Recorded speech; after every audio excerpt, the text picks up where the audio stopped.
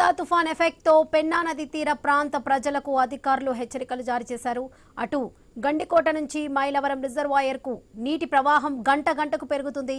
ప్రస్తుత నీటి నిల్వ సామర్థ్యం 5.95 టీఎంసీలుగా ఉంది. పెన్నా నది తీరం వెంబడి ఉన్న రైతులు, విద్యార్థులు, మత్స్యకారులకు హెచ్చరికలు జారీ చేశారు. గండికోట నుంచి నీటి ప్రవాహం పెరిగితే పెన్నా నదికి నీరు విడుదల చేసే అవకాశం ఉంది.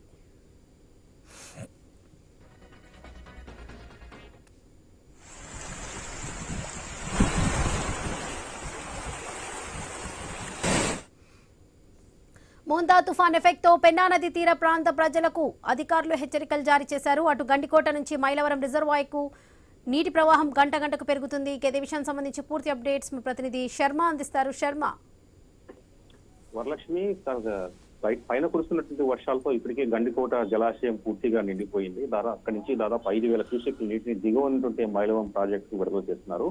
ఇప్పటికే మైలవరం ప్రాజెక్టు కెపాసిటీ 6 టీఎంసీలు పడంతో దాదాపు పూర్తిగా కావచ్చింది. దీంతో 5,000 క్యూసెక్ల నీటిని ఈ మధ్యాహ్నం నుంచి పెన్నా నదికి విడుదల చేసేందుకు అధికారులు చర్యలు తీసుకున్నారు. ఈ నేపథ్యంలో ముందస్తుగా పెన్నా పరివాహక ప్రాంతంలో ఉన్నటువంటి ప్రజలను అప్రమత్తం చేశారు, అధికారులను అప్రమత్తం చేశారు. తర్వాత ఈ పెన్నా నది వెంబడి అయితే మైలవరం నుంచి అప్ టు సిద్ధవటం దాటేంత వరకు ఉన్నటువంటి మొత్తం ప్రధానమైనటువంటి ఈ పెన్నా నదిలో ఉన్నటువంటి చాలా గ్రామాలు వస్తాయి. తర్వాత కొన్ని రహదారులు ఉన్నాయి. వాటి అన్ని చోట్ల హెచ్చరిక జారీ చేస్తూ అప్రమత్తంగా ఉండాలని అధికారులను కూడా అప్రమత్తం చేశారు.